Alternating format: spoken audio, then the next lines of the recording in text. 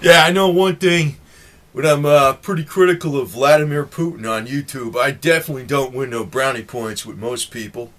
But I ain't here to win brownie points. Actually, I just play this game. I don't actually. I just go on here and I'm just doing this for fun. But I'm such a workaholic.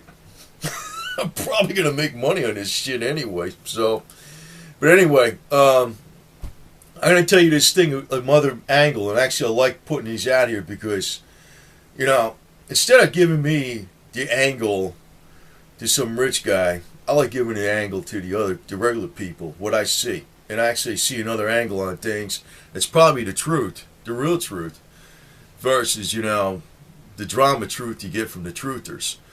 Now, Vladimir Putin looks like a big reformer. In some ways, I guess he was. I think the guy's filthy loaded. Besides, I think he's like, he reformed some stuff, but then again, he's definitely got his cut. He's probably one of the richest guys on earth.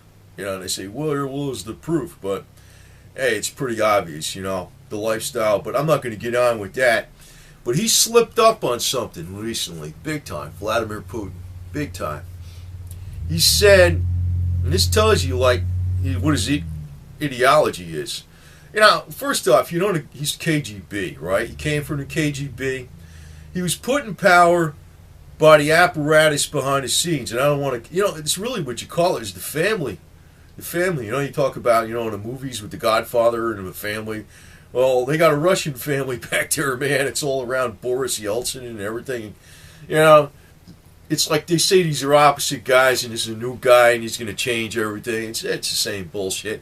The reason is it keeps the people in line, And Vladimir Putin is like, he looks good for Russia. He makes the Russian people feel like they're proud of their country again after everything collapsed, and so he was the right guy for the job, right? But it's another front, man. That's what it is. But there's a thing he said here real recently that kind of really tells you, he's a communist right to the max. And, I don't want to get into these words like communism, capitalism, and all that bullshit, because actually, if you start thinking about it, like communism where you don't have a bunch of bureaucrats controlling everything and people just share, that's more like communalism or whatever. That's almost like Christianity a little bit, right? But I'm talking about communism where it's like the state running everything and all the bad shit that happened in Russia years ago, right? He looks like he's all for that crap. And this is where he revealed himself, because he said that they were talking about getting rid of Vladimir Lenin's embalmed corpse from Red Square, because they didn't want it, they got away from communism, right? And, Lenin, killed a gazillion people, right? Really. He did a lot of bad shit, right? And I know the theory is that it's not a theory. He was backed by certain banksters in the West, That's true. Actually, the Bolshevik Revolution was backed by banksters in the West. I know it's all tied together. But I'm saying is Vladimir Putin he's another scam going on here, too. But he said he started comparing it. He started comparing Lenin's corpse tomb to relics of the saints. Now, where the hell is that coming to freaking play, man? How the hell is Lenin a saint? Unless in your mind, you're a really diehard communism, right? You're a real diehard communist in the sense where, the state is power. Putin is like power, man. He shows it all the time. He shows he's like the big man. I'm number one in the world, And that stuff with Boris getting killed here recently, I figured that was Putin doing something, one of his people doing that.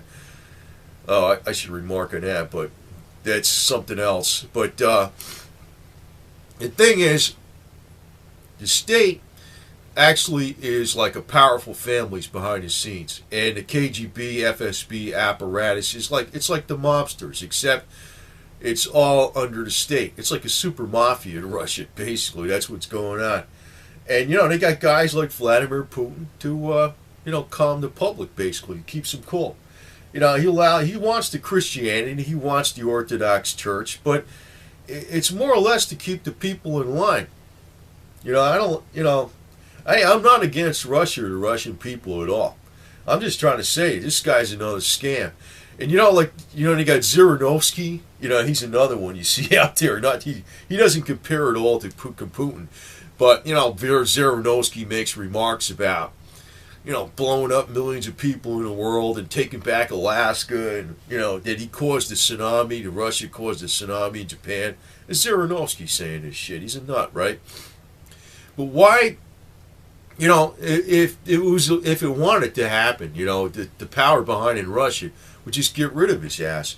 But Zhirinovsky serves a couple purposes. First, he satisfies the ultra-nationalistic element in Russia. But the one thing he serves to, like, with the West, though, is like, you know, people will, in the West, will like say, oh, we got to go to with Medvedev, because, like, he's a real reformer and all this type of stuff, because otherwise we'll get these ultra-nationalistic people like Zhirinovsky in power, so we got to support the real reformers like Medvedev, right? And you know, that's the scam. But basically, you know, it's to scare the West. But then they get behind, you know, other people in Russia, and it gives them a lot more capital and you know, experts coming here to show them how to, you know, dig up the oil and stuff like that, give them a lot of technology. So that's what Zhirinovsky's supposed to do. So, but, you know, basically, the whole thing is going to come right to light, because it's becoming pretty obvious right now. You're going to see, like, you're going to see this shit. You're probably going to see, like, another semi-Cold War coming up, and Russia build up militarily as the United States goes down. And actually, this is the New World Order plan. Because, you know, some lines I used to pick out from Major Anatoly Golitsyn was that they planned, well, a Western collapse, Western financial collapse is planned, and they plan to introduce a hybrid type of communism, capitalism, with a human face. Basically, like, that's why Russia's going a little more to capitalism, has been. This is actually all part of the New World Order plan. Now, I'm pretty much, the conspiracy theories aren't really theories, but I don't think people really see what's going on. Vladimir Putin's all part of that plan. You know what I mean? It's like, they want you to run from the West. You know, the West is going to collapse. They want you to reject everything that was in the West, and they're going to introduce to you like a modified form of communism. That's why Russia, you know, a lot of stuff actually, where Russia is actually showing up like better than the West and better than the bankster elite and the Western banksters and stuff. Why Russia's looking better today in some ways. That's part of the New World Order plan too. That is, and you know, it's been said like that a long time ago too. That's why, and I realize, you know, Vladimir Putin is definitely hardcore communist to the max, and I'm not talking like, you know, huggy-feely communist where everybody shares everything. No, I mean, he's a dictator, man. He's brute force, man. KGB, all the way. So, you know, him comparing Lenin to the saints, that tells you what kind of religion he's for. And I know I ain't being popular on here by saying this shit, but I'm going to tell you, it's the flat-out truth. New World Order scam is like more shrewd than you think.